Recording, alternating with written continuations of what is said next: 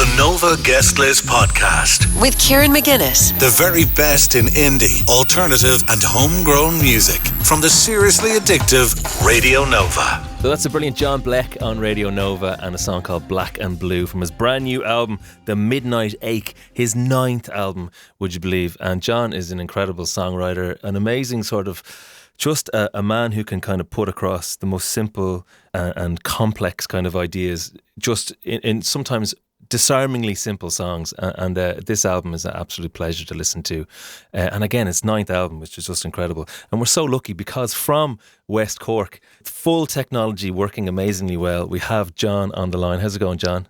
Hello, all is well. Yeah, zooming in from Cork. It's a pleasure to have you. So the album is out, and you must be delighted to have it out, are you?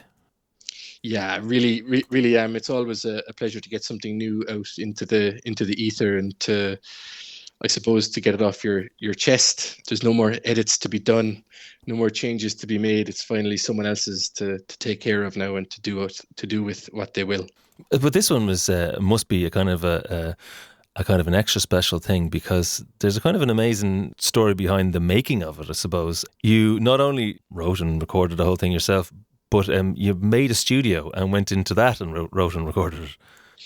Yeah, it was a little bit of, I suppose, a convoluted process, and definitely a very new process in comparison to what I would have done previously. My wife and I, we were lucky enough to be able to buy a small home in the countryside about 3 years ago, almost exactly, actually. And out the back of it, there was a garage that was nearly the size of the house. It was 120 square meter garage, so I was given permission to take half of it and convert that into a studio. So myself and a friend of mine from when I was a kid, who, funnily enough, we used to build tree houses and dens and these kind of things as kids, but this was the ultimate den.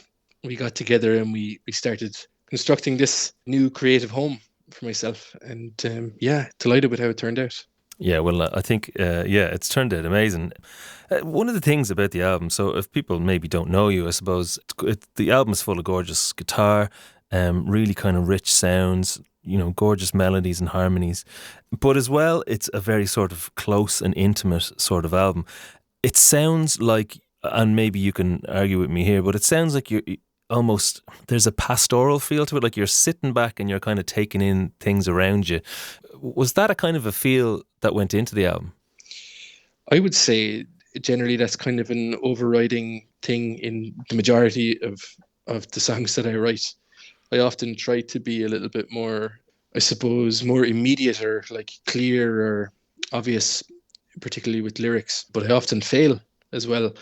And yeah, there is definitely more of a pastoral sort of grounding to the lyrics on the record. Yeah, it's quite reflective. Well, what do you mean you try and write and then you fail? I mean, does that mean that you go into a song with an idea about what you're writing about and it becomes something else, or is the kind of thing you go into a song, you don't exactly know what you're going to be writing about? It's that, I suppose, as a songwriter, you aim to you know that there's something that you can do within your own wheelhouse, and to me that is what I've always done, and I mean it's very natural at this point, but you still want to test yourself to write in like this example isn't necessarily relevant to the style of music that I perform, but say, for example, it's just become current again because of that first Arctic Monkeys album being 20 years old recently, and that style of lyric writing where it's current and it's of a time and it's quite direct in how it's delivered and the actual words that are used. Like that's not something that I can do. What I do is significantly more abstract in parts and kind of broader strokes to try and help people to see a detailed picture in their mind, but it doesn't always necessarily work. But it's interesting that you say that, because a lot of the songs sound like thought processes about things that have happened, that are happening in your head, sort of, So many of the songs are addressed to you, but they don't feel like you're talking to the person in the moment. They're kind of, you're reflecting on a thing that happened and you're writing them a note afterwards or something. Is that something that you feel in this? Yeah, like 100%. And it's often... It's very, very true of this particular record and the last album, Cheer Up, to be honest, in that They are very personal and reflective pieces in that the last record was written, or I beg your pardon, it was coming out around the time that we found out that my wife was pregnant. And this one is coming out, and my child was one about 2 months ago, and it's processing it's processing myself, but an older version of myself, and it's me talking to that person a lot of the time, trying to kind of draw a line under certain aspects of my life or my character, things that have happened, trying to just allow myself to be this entirely new person that to be honest I have to be. I think you might have a kid as well, and it's an enormous change. Well, but that's interesting because the songs, and I don't know any more than what I've heard on the album, but they don't sound like, they sound like the things that you, John Blek, think about things. Do you know what I mean? They don't sound like, do you know, they don't sound like you're acting as a character or whatever, except for maybe Mr. Misery, which that feels like a very much like it's about me looking at myself. I mean, can you tell us a little bit about that? Because it kind of ends up being a kind of a centerpiece kind of song, and title track and stuff like that, or almost title track. Yeah, it's the title of the song is in there. Yeah, that is a piece to looking back at a version of myself that I once was, and it's, I suppose, drawing together the leaving of the city life that my wife and I would previously have had, and the leaving of perhaps a more chaotic state of mind.